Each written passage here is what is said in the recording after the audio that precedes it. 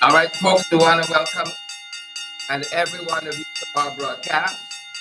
A very good evening. Wherever you're joining us from tonight, it's a special edition of In the Ring for many reasons, and we look a little different than we usually look because we have some internet connectivity problems in good old Guyana. And I was tempted to cancel tonight's program. I hope all the folks who are joining us can hear us clearly. We were so tempted to cancel tonight's program because this is the text message that greeted us today. Due to road works in Cemetery Road, we're experiencing fiber outage that may disrupt your internet service from 1 p.m. to 6 p.m.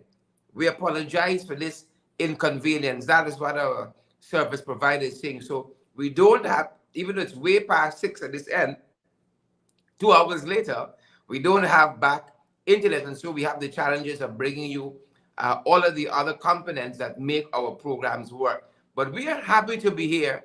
Nothing will prevent us from having the discussion we want to have. And I have a very, very, very extra special guest dropping by. I may have another guest joining, but the discussion this evening in this format that we have is all things budget 2024. It was a shock and awe budget, and it's not a shock and an awe in a good way at all. Folks, if you're hearing us clearly, do let us know. I am going to have my guest on right away because he has a lot to say. He has a lot to say. Gloria Chester says, like, I give the people headache. Well, something's got to happen. Something's got to give. We're just happy that you guys could be here with us this evening, and that makes all the difference in the world to us. So let me see where else we need to be streaming to, and let me see if we can satisfy that, because I want to make sure that as many persons as possible are getting valid and credible information. All right. I'm on an iPad trying to do this all at the same time. So folks, please bear with us because of our limitations with the technology tonight. I see folks say the catfish budget. Folks, I am very privileged to have, and he can correct me when he comes out. We're not going to waste any time tonight. Share the live, smash that emoji button. This is a lecturer from and I do have a second guest. This is a lecturer from the Arizona State University. That is the state I think Trump wanted to build a wall. He wanted to start there. We're going to ask our guest, how is that going? But he's a man who loves this country, loves the community that he hails from here in Guyana. I'm speaking to none other than the one and only Dr. David Hines, and a high official of the Working People's Alliance. And he's not going to change that for anything. We have that in common. Alliance. Folks, I'm privileged to have with me this evening Dr. David Hines. Dr. Hines, welcome. Thank you, Sherrod, for having me. It's been quite a while, but it's better late than never, and it's always It's been too long. It's been too long. And let me introduce our other guest this evening who's going to be joining us. We're privileged to be joined by the Shadow Minister for Finance, the woman who understands the numbers and understands what these guys are trying to do. We have Director of Finance joining us as well, and she is the rose among the thorns this evening. Dr. Hines, Director, welcome. Good night, everyone. It's been a while, like Dr. Hines said. It's been a while. So, yes. Good night to everyone. Yes, I had Elson Lowe on my program earlier, and I was saying that they usually say we don't give young people a chance. And here I am moving from Elson Lowe to Jaretha, and so I'm saying to our audience, let not your heart be troubled, because the baton is being passed. The young people on our side of the aisle are really in the leadership of our times. Yes, we appreciate it very much. We are going to step aside and let her pass in my rebels tenor. Biggest budget ever, Dr. Hines. Drida, we got $1.146 trillion. Dr. Hines, I know Drida was there yesterday. Give us your initial thoughts, Dr. Hines. My initial thought is that I never believed I would have lived to be in a Guyana where we will have a budget in the trillions. I mean, my age, I accustomed to the budget being a couple 100,000, and then it moved to millions. And I could hardly get used to billions, much more trillions, which means that our Guyana has changed. I mean, we can't deny that. The question is whether we have changed for the better or for the worse.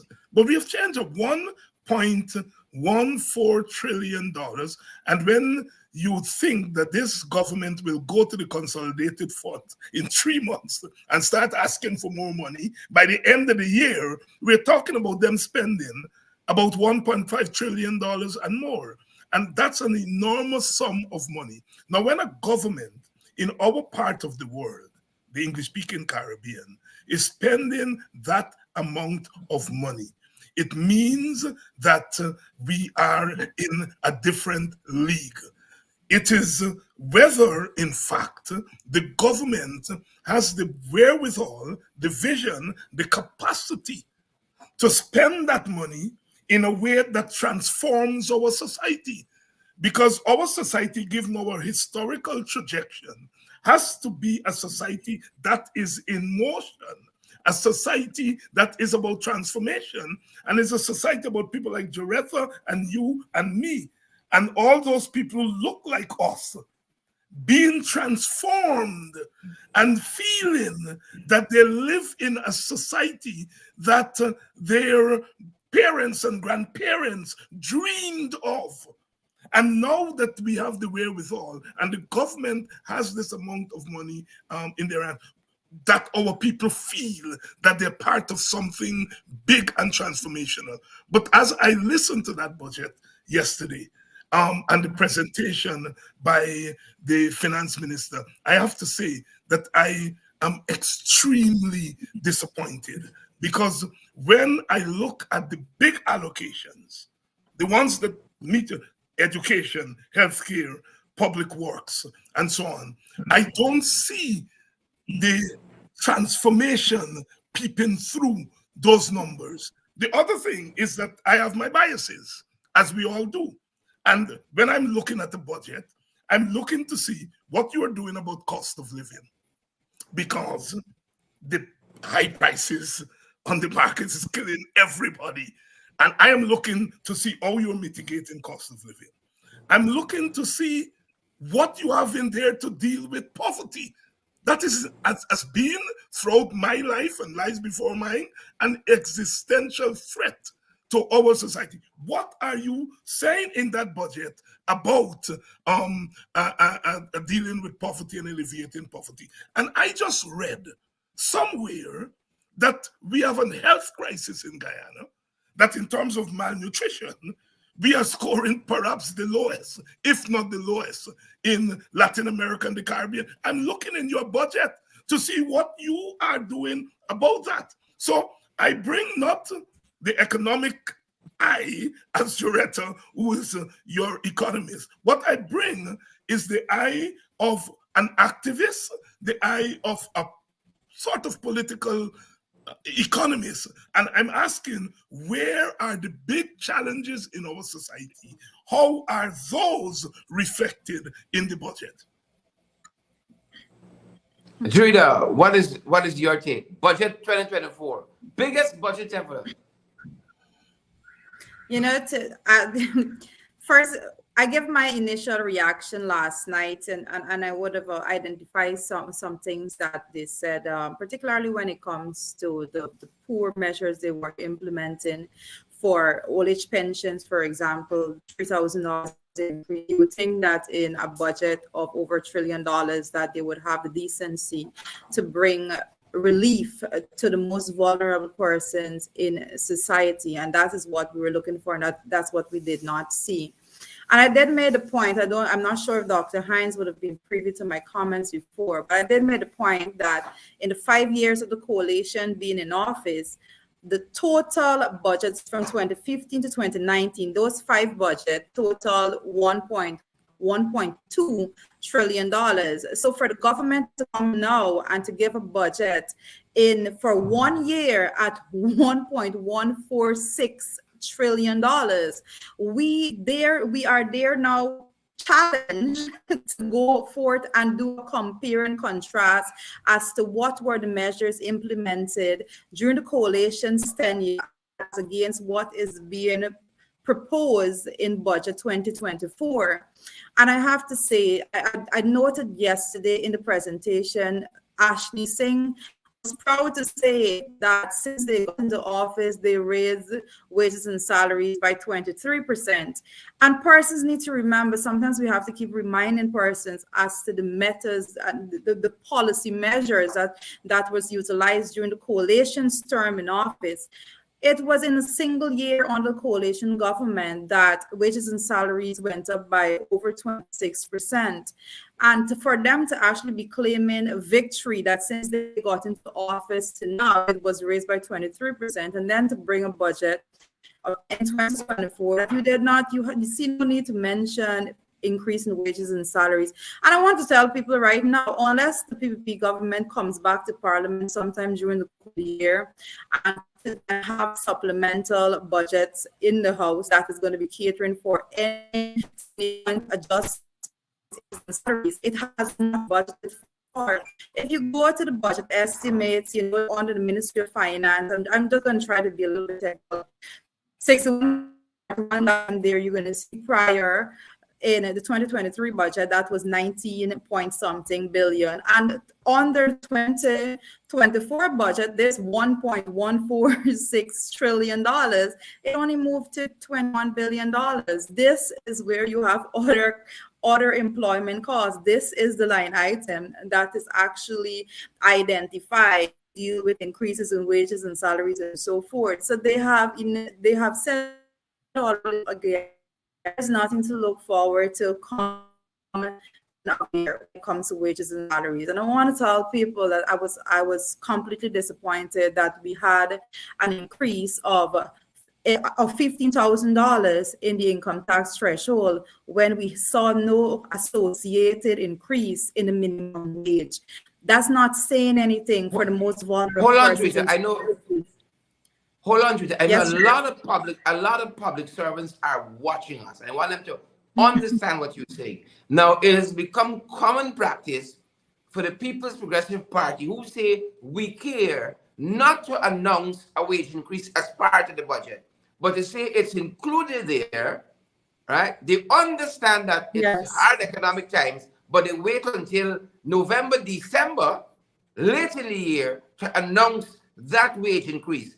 You're saying, based on your analysis, based on last year's amount set aside in the budget, there has been a very, very marginal increase. So public servants have no big surprises at the end of the year, at least none that they'll be pleased about at the end of the year where salary adjustments are concerned. That's what you're saying to us.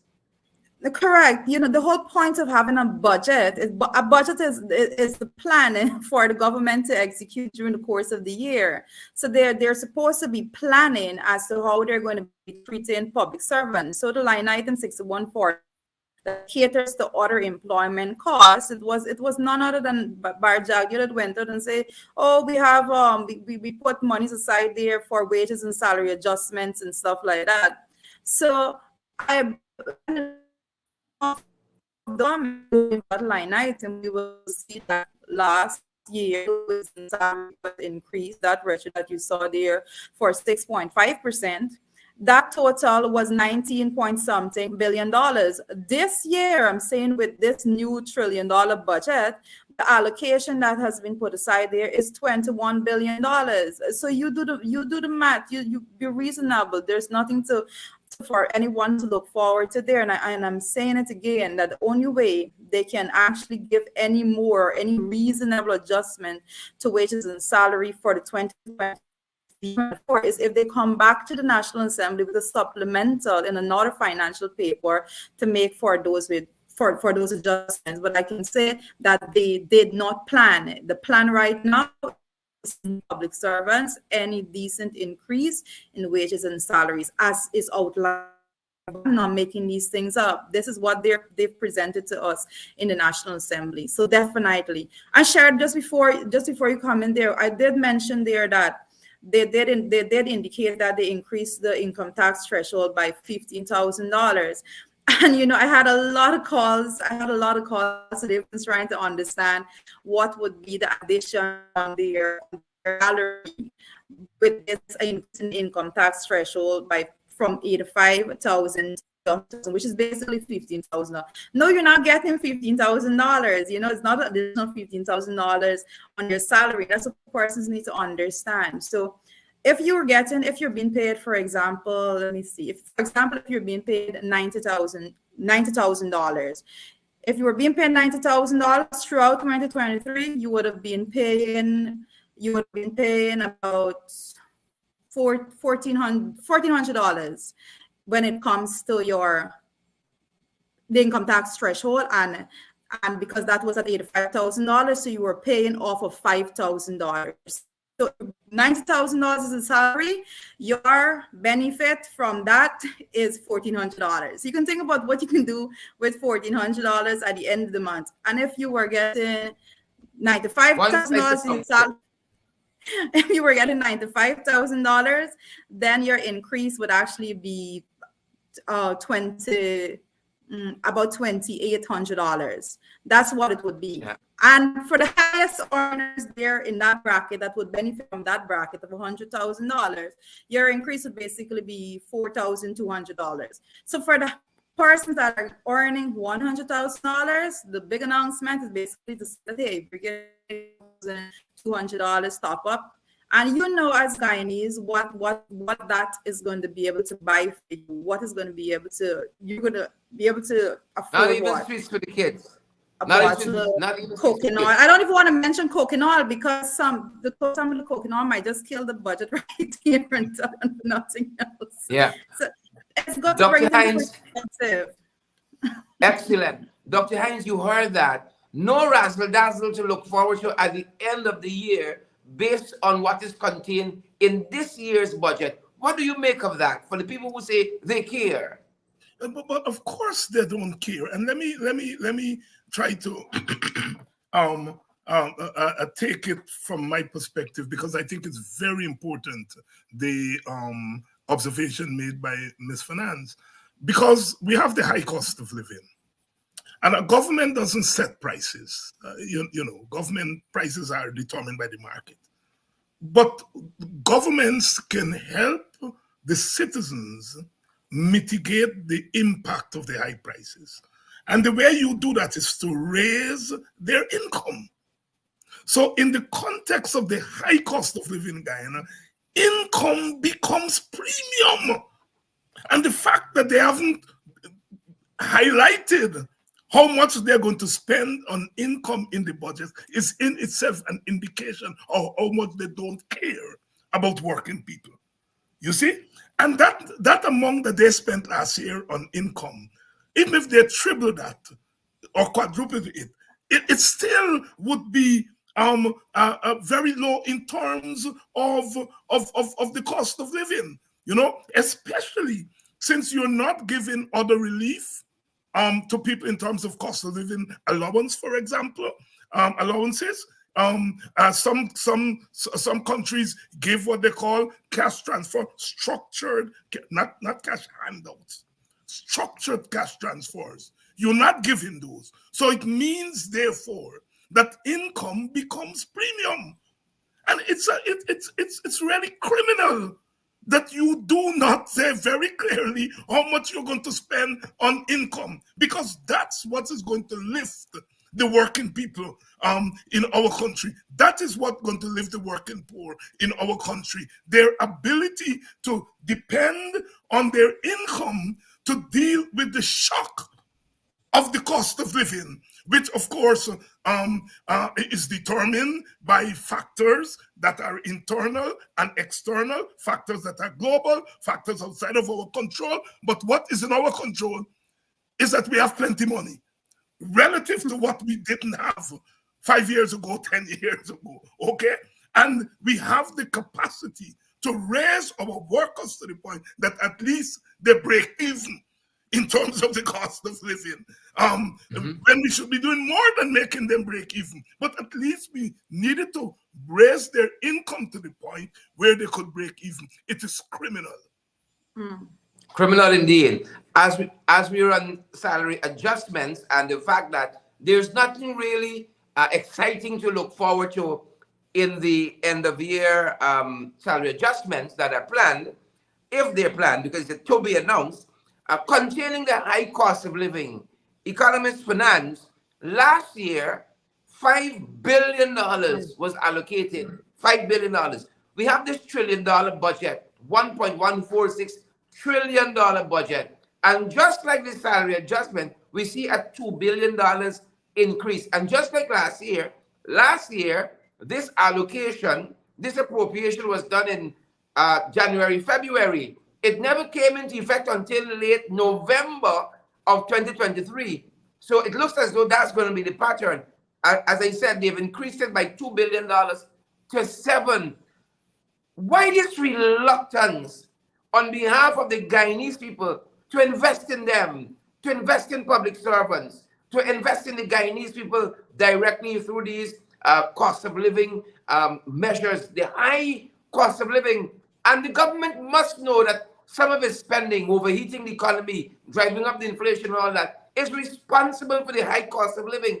But yet they don't seem to care at all about this, and they're going to wait a very long time with this very, very meager budgeting for it. What are your thoughts there, Drita, and then Dr. Heights? Well, Sharon, that particular allocation there, because they did a budget the $5 billion, and now they move it to $7 billion. Those particular allocations, people put them for one reason alone. They know persons are going to be suffering throughout the course of the year. So at the end of the year, they want to come in as it's like a carrot they're dangling in front of you. That's the best I can explain it like that. They're dialing that carrot that, oh, look, there's $7 billion there when it comes to cost of living mitigation and so forth. So you always have that hope that at some point in time, you're going to be able to reach this carrot and actually be able to enjoy some of whatever is planned. First of all, there's no plan. Plan them to utilize that money however they feel fit. At the end of the year, the most they can do, they will do, is good. They're going to take that money if it remains there, because I have no trust that the PPP is not going to find something to go and do with it elsewhere. The best that they will do is at the end of the year, they will take it and bring it back and say, instead of putting this $25,000 on everybody's salary, they're going to say, oh, well, we increase it from $25,000 to $30,000, because they have grown comfortable in this respect in Guyanese, because Guyanese have grown comfortable and started a long time ago to accept this respect. So that's how they're going to do it. So they're going to say, oh, well, we're increasing it from $25,000 per person to $30,000. That cannot cushion by any means the cost of living and the inflation in basic food items, locally produced goods, that is affecting you right about now. And I have to talk the methodologies employed, because Dr. Hines was talking about it there. The PPP have this, and they don't like when we talk about it, but we have to keep mentioning it. They utilize every single budget, the trickle-down approach. I believe that they don't have to directly put policy measures that go to alleviate and basically tackle the cost of living issues that guys are faced with right now. So what they're doing in essence is, for example, what they did with the removing the tax on fuel. They said, hey, when we remove the cost is going down, but they're going to come and they're going to explain to you after they've done that, when that tax is a zero, they're still going to come to you and say that, oh, well, your expenses from because it will cost. So there you come to the Guyanese people and say that. When you set the reason why you are putting that in place, that is because it was going to reduce the cost of the trickle to you. So their methodology methodology is not been working, but I want to say that at this point in time, Jared, if you look at the button, I'm going to dissect it. I will dissect it line by line in the budget presentation. But to look at the budget, you will understand why PPP is doing what they're doing. They're doing all that they're doing because they are in a country right now that they're not dependent on the citizens of the country to carry the budget. The citizens of this country is not carrying the budget. Our non-oil sector is not carrying the budget. So they couldn't care less if citizens are okay, they're well off, they're alive, they had the trouble. Truly, your audio is breaking up as soon as she comes back. But this is the technological challenges that we have, Dr. Hines and viewers, in this $1 trillion economy. Dr. Hines, your take on containing the cost of living and the measures they've told us about. This $5 to $7 billion in this, the budget last year was 700 and something billion. This year's has gone way past that, close to $400 billion more, if not more. Why are we seeing so little devoted to containing the cost of living, the high cost of living? It is the economic and political philosophy of the PPP, which is consistent. The PPP has long given up on a working class philosophy, on a philosophy that points to the lifting of the working people and to close the gap between those who are at the economic bottom and those who are at the economic top. The PPP's philosophy is one that ensures that those who are at the economic top remain at the top. And there's not even a hint of trickle down, not even a hint of trickle down in their economic philosophy. So first of all, this is not craziness. It's part of the economic philosophy of the PPP. And we have to be very clear about that. Every stupid man gets his own sense. And there are ways in which they're stupid, right? But they got a methodology to that stupidity. Right? And that is an economic philosophy that wants to keep the working people and the poor people where they are. No, that $7 billion, therefore, is more of what I would call a campaign fund. That $7 billion a campaign fund, as Jorita has been explaining to us. They're going to keep that there until the end of the year. And then they're going to say, oh, look, we are giving you this. Rather than lay it out in the budget and said, this is the amount we're budgeting for cost of living mitigation, cost of living allowance, as they call it in other parts of the Caribbean. We grew up hearing about Trinidad having cola, right?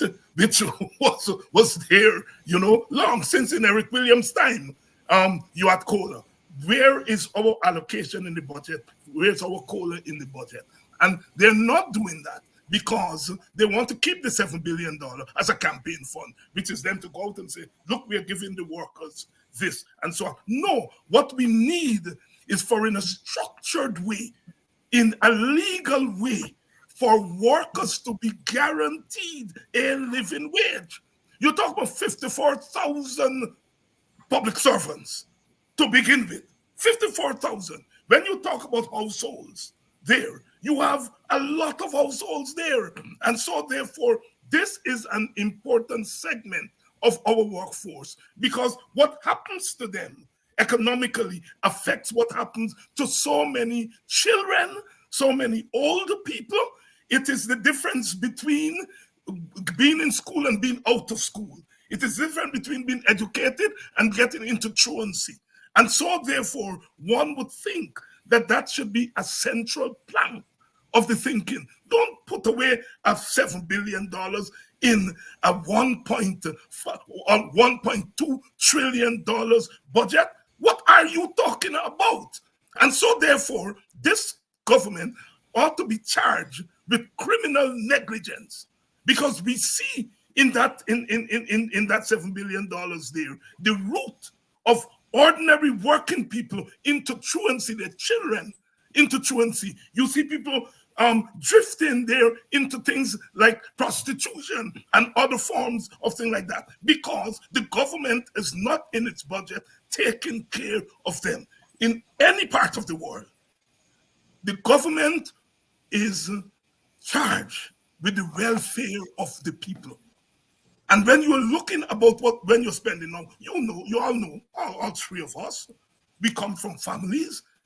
Yeah. Our mothers had to do the budgets, the weekly budget, the monthly budget. And when they're budgeting, they're thinking about your welfare. First of all, food. You gotta buy biscuit, you gotta buy flour, you gotta buy sugar. Then they're thinking about clothing. Then they're thinking, so they understand when you're doing a budget, there are priorities.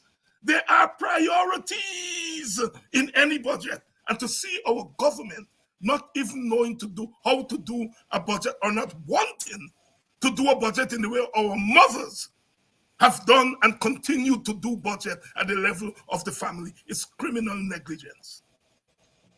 Yeah. Now, the other issue I want to raise as we talk about criminal negligence. Now, Dr. Hines, you're from a university there in Arizona where you lecture. You understand where to locate the university in a society. What is the relevance of a university in a society? Now, what they have done to the University of Guyana, well, I say how invested I am. I did industrial relations and management at UG at the undergraduate level. I read communication at UG, Dr. Ashley Singh. I read law at the university as well. I'm quite invested. I've been student president there as well, where I contended and beat Tarita's party when she was an undergraduate as well, reading economics. And we beat him, so it's all good. You know, I dare say Ms. Fernandez went on also to read at the master's level in public policy or something of that nature. You can tell us. But we understand the importance of a university. And one would think in this age of technological advances, the age of AI, the age of oil and gas, we'd be equipping our university to compete internationally. And we can, more than we ever could in the past, to compete with the universities regionally, to compete with the universities internationally. We can attract the brightest, we can attract the best, and pay them competitively. And this government gives to UG $4.1 billion. Small increase from last year. And they give to goal, whatever it means, this scholarship agency, $4 billion. Now, I'll say this. The head for goal, Mr. Opodei, used to be the vice chancellor at UG. He was appointed to turn around the fortunes of UG. Couldn't do that. Couldn't do that. Also, Opodei was the supervisor for Irvan's doctoral thesis. Interestingly, he was the supervisor. He now comes to head goal. And when he couldn't make it at UG, he now wants to form a own university now. $4 billion. The amount of people, lecturers at UG, putting in that work, underpay. I would hazard a guess that for university lecturers, 70, 80, 90, 95% of them is a labor love. They could be any place else in this world doing what they do, but they're committed to the Guyanese people, not your government. Either way, but to the Guyanese people to see us advance, and we can box them in the face like that. 4.1 to UG, 4 billion to Jacob Opodei's goal, Irvan's goal, and prayer goal. What are we saying to this country when we put that price on education? Where do we expect to go? What are we saying to this country? Everything has to be divisive. One university over there, you all want to do your own thing over there. What are we doing? Dr. Hines, I'll start with you and then Drida. You know, on the personal level, my first 2 years of undergraduate work was at UG. And when I moved to the United States to finish my education, I got 12 credits for a UG course. 12 credit hours, right? Normally, a two semester credit hour in the United States is 6. But for that 2 semesters, usually I got 12 credits. and this is in the 1980s, which meant, and where they did it those years, they looked at how accredited, how the university was accredited. UG was way up there, way up there. And so I begin by saying that UG is very important to our society. Now, in an era of oil and gas, where we are told that fossil fuels are on their way out and renewables have to come in a place like Guyana with the capacity and the potential for renewables, one would begin to think that UG would be a hub for research, technological research and research on new renewables. I'm giving that as an example.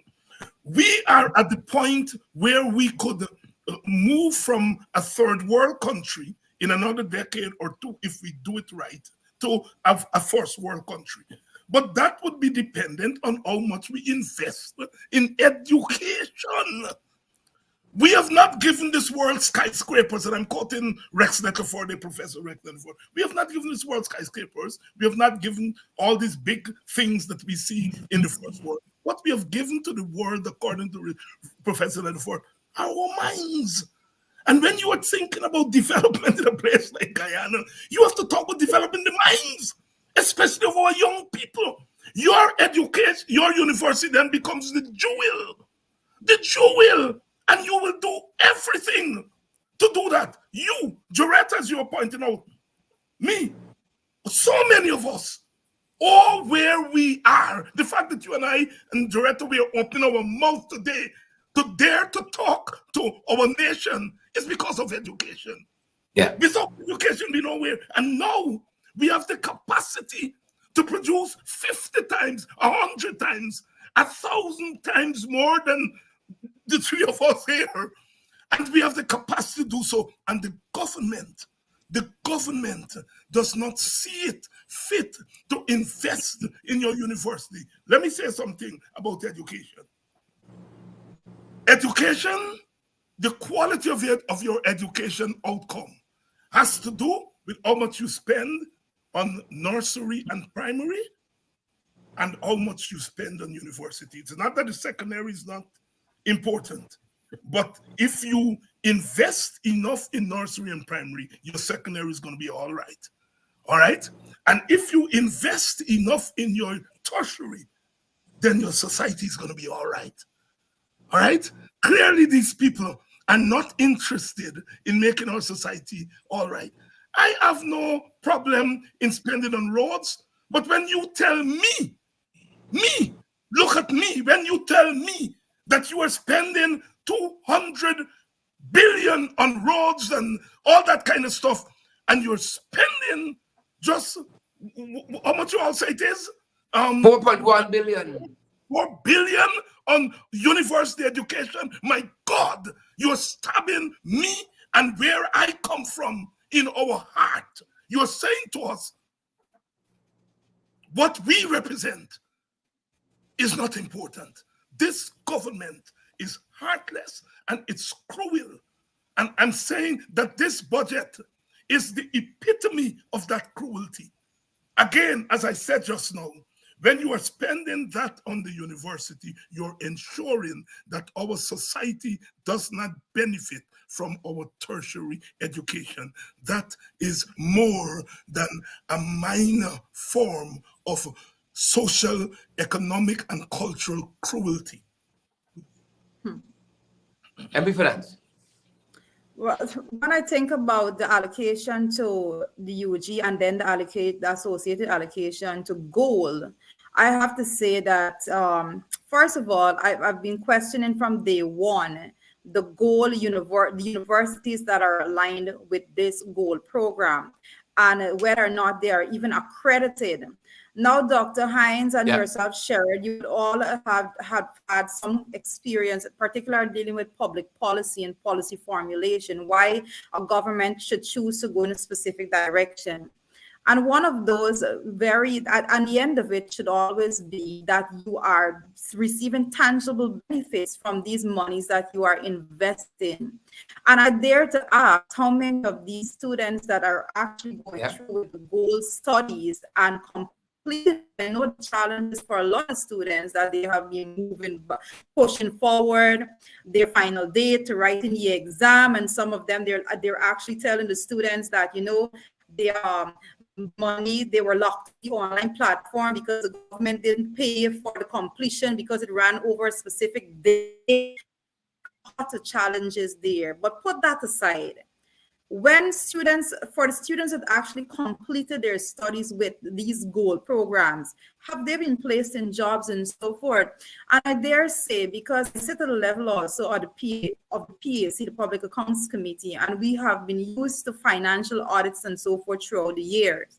But the world has been moving when it comes to accountability at the level of budgets and so forth, to make sure that governments have performance audits conducted. And I think that is a performance audit I have to see. It must be conducted. You cannot be pushing the same amount of money to an online program that you're given to the University of Ghana that has stood up and proven its worth over the years. You have to show me what is the benefit that is being derived from this gold program. Dr. Hines, I can tell you, I can put my head on a block.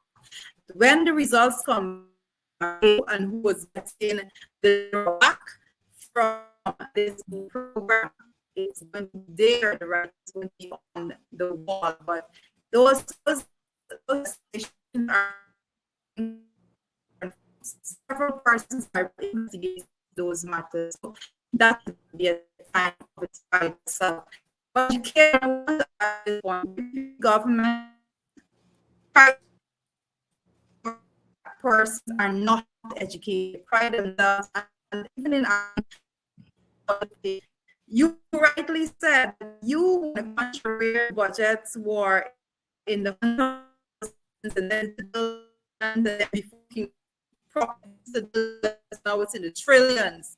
So when you think you're thinking that this country has grown, it is developed, of living persons are elevated as based on that scale.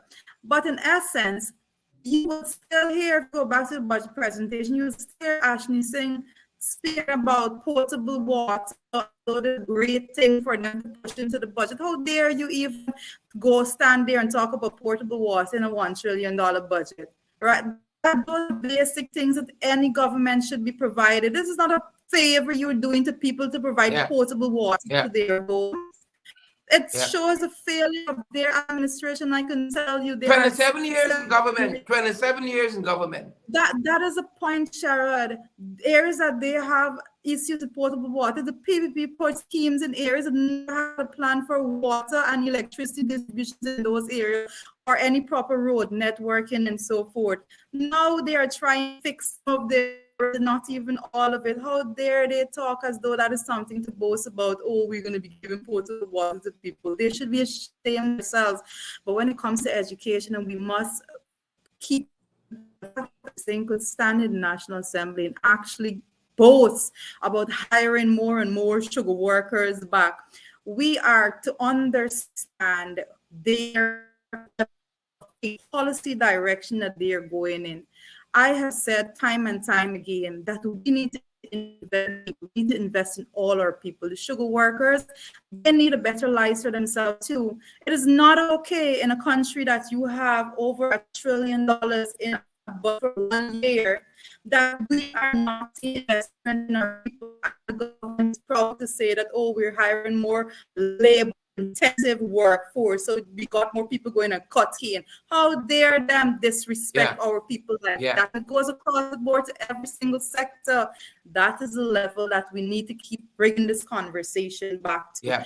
But you know, on that note, the persons are not educated. On that note, MP Finance, Dr. Hines, we can have it both ways. Zulfikar Mustafa, the supplemental budget in December, said that they're going to mechanization because people don't want to cut cane. Ashley comes and say, they're hiring more people to cut cane. So you can't have it both ways. But but the right hand don't know what the left hand do it. And the lying so much they can't even keep abreast with their own lies. I'm glad I you said it mentioned that. from the beginning. You know, Dr. Hans, let me just from the Yes, go ahead, beginning. Red. When they talk about mechanization equals less labor intensive workers. So when you talk about mechanization, you're basically saying that you're going to be requiring less persons to work there to physically do certain things. So it goes to show the PPP is not interested in any Yeah, serious planning yeah. whatsoever. It's It's the failure to lies to plan. me. The other thing, Zulfikar Mustafa said, the Honorable Minister of Agriculture, he said that Gaisuka is relying less and less on the public purse. Just last month he said that. Well, if this is what it looks like with a 6 billion injection into Gaisuka, I don't. This is madness. This is madness. But I've sought in these few minutes we've shared on this program thus far to touch on the hot button issue. It will take us another week or two to really and truly unpack all of the issues. Another one of those issues is pension. You all know us big people got to stick together. Now, when that pension increase was read, I've never heard that in the National Assembly before. There was a unison on the side of the parliamentary opposition. There was a gasp. Collectively, you couldn't plan that. We were shocked and in awe that old age pension in this hard guava season went from there was a $3,000 increase in old age pension in this hard guava season.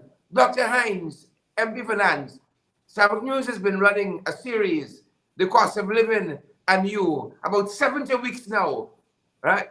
I don't know who they talk to, but nobody in this country in content. I've never read in that 70 weeks, they interview about 10 persons every week, 10, 15 persons. I have never read one person that said, I content. It's always hardship. A pensioner can say, it's 3 in this house. My pension can't do. My son walking. My daughter faring. It can't do. The pension can't do. This government here, and I've heard cases where some ministers, their relatives, miss the pension age, the amount by 5 or 10 or 20 or 50, and they're allowed to draw pension, and other people are turned back. It's wickedness. Dr. Hines, what are we saying to people who've served this country, put in their pound of flesh, and now when it comes to reap, we can't reap nothing? What do you guys say, Dr. Hines? You know, Us big people gotta stick together. the Calypsonian gypsy has a Calypso that's all yesterday's children.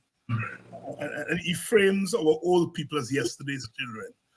And a society, the humanity of a society is reflected in the way it treats its children, its old people, and now increasingly its women.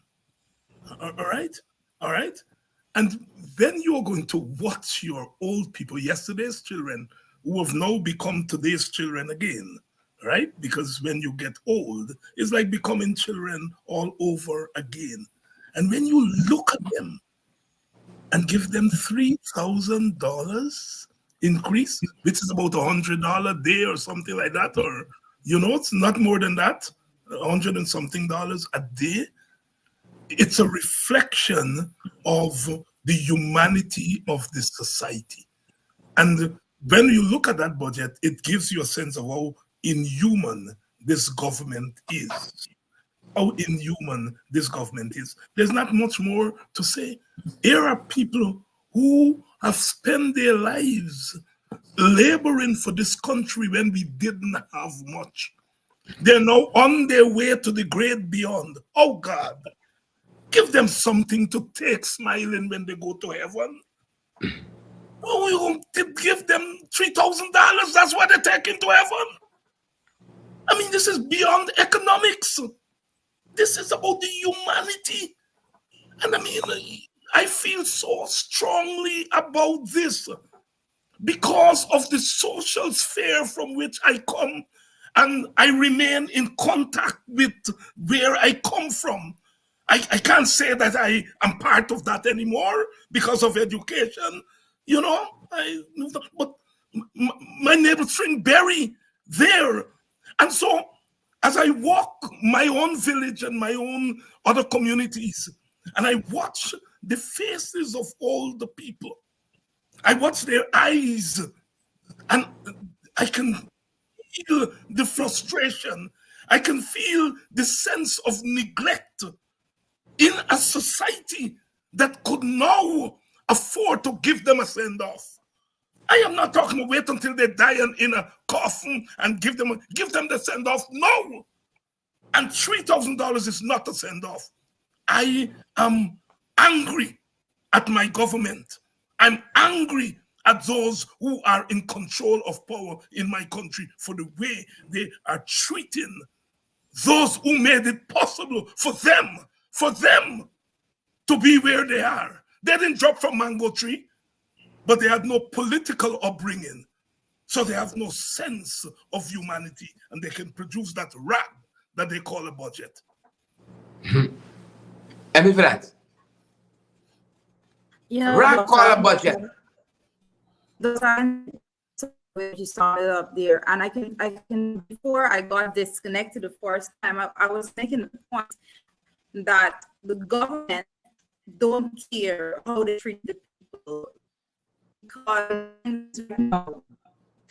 depend on people for them to actually carry the budget. This budget is being carried by the oil revenue because that they couldn't care less if the people starved, if migrated, if they died, if some came back, they lived. However, the government isn't concerned about that because the budget is no longer being carried by the people of the country, and is something very important for us to understand. Here, government is supposed to be looking after the welfare of its people. The whole point of government is the taking care of private sector. When we have a government that is basically private sector oriented in the way in which they govern this country, you understand why people are not being cared for in Indiana.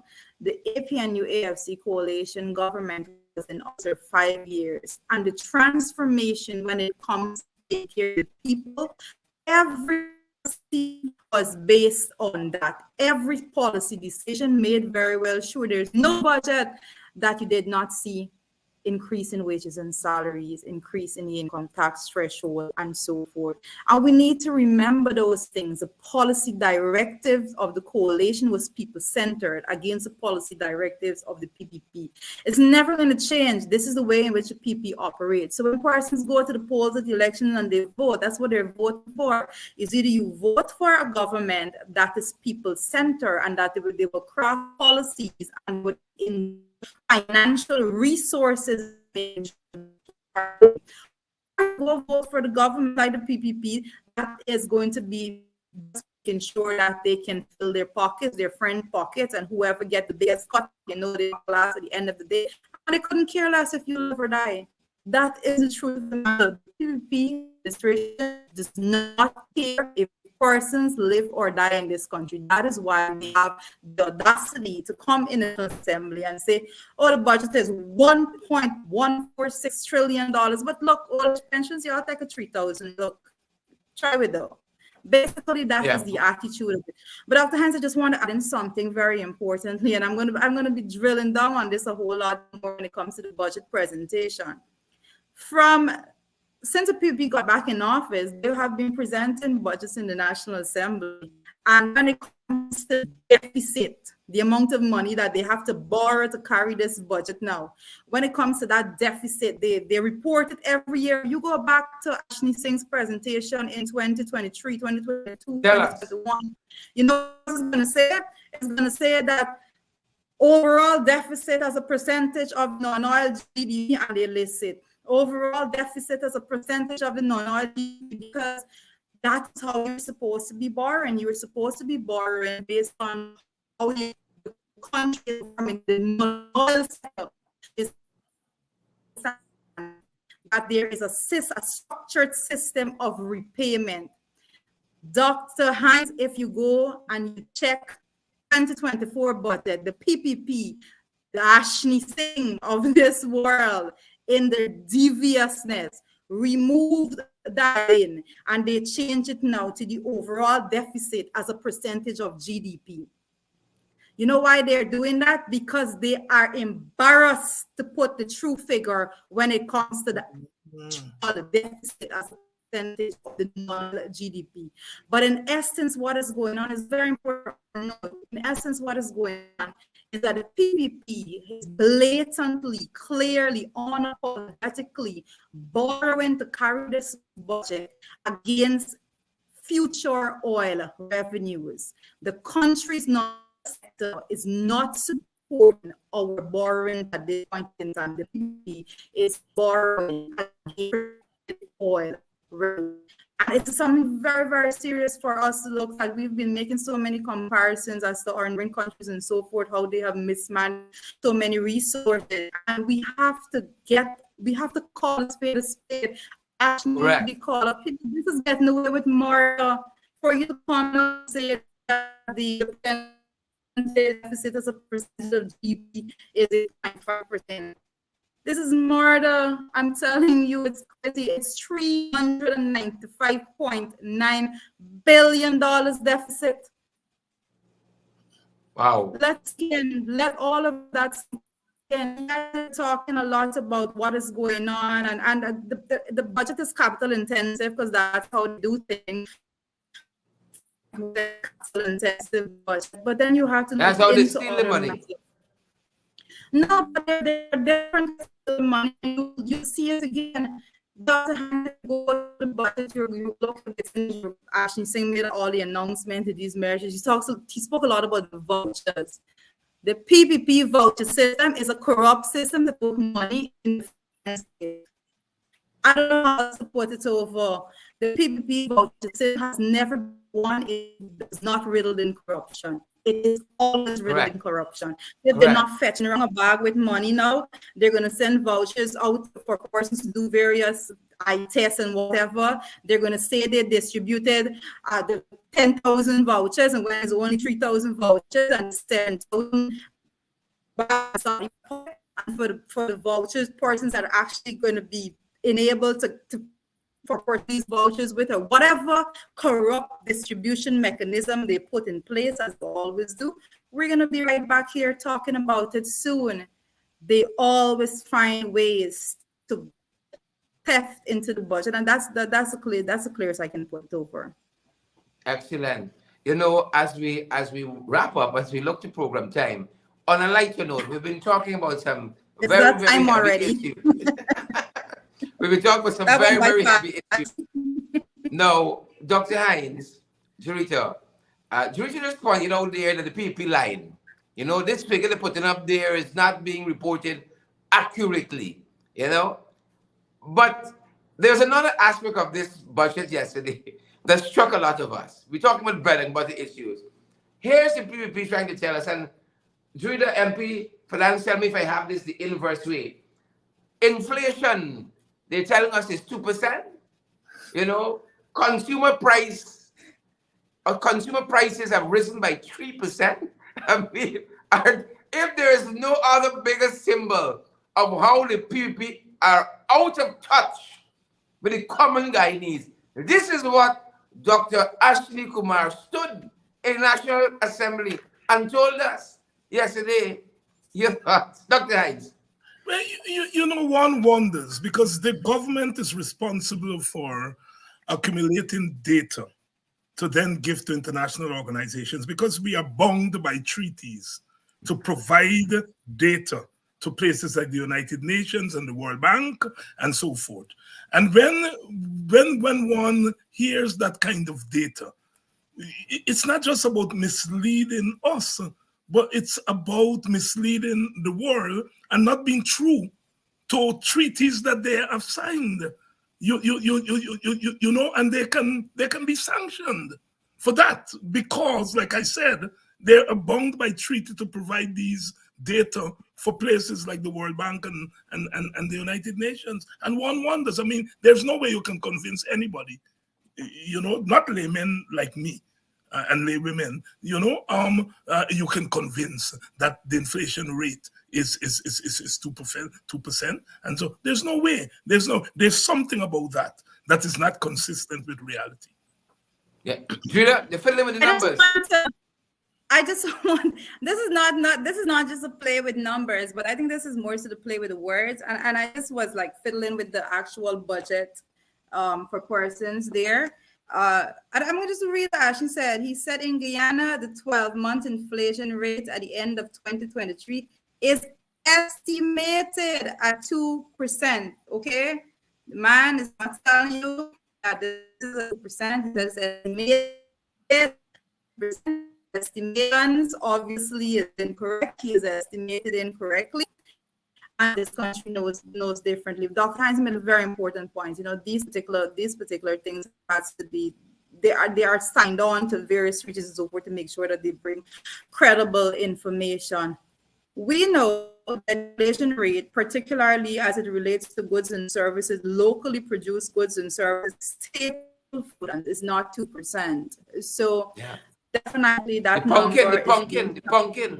That number has been challenged, and I'll say at this point in time to Dr. Hines that I don't understand. He probably didn't touch the pumpkin and so forth. But that if you were to go to statistics website, and data is huge, because economists out there would know that nowhere if you're not interrogate yourself. I go to, and I frequent the birth statistics websites. If they put something up, I know because I'm always there. The birth statistics have significantly in providing information, and that I've been for a very long time is a labor market survey. They haven't been put in there since actually October and whatever. Labor market has when they have when they are carrying out so forth, they don't use those things. All sorts of excuses. They hide information from the Guyanese people. They make sure that they twist numbers, and they try to make sure that they are sugarcoating everything. There's a lot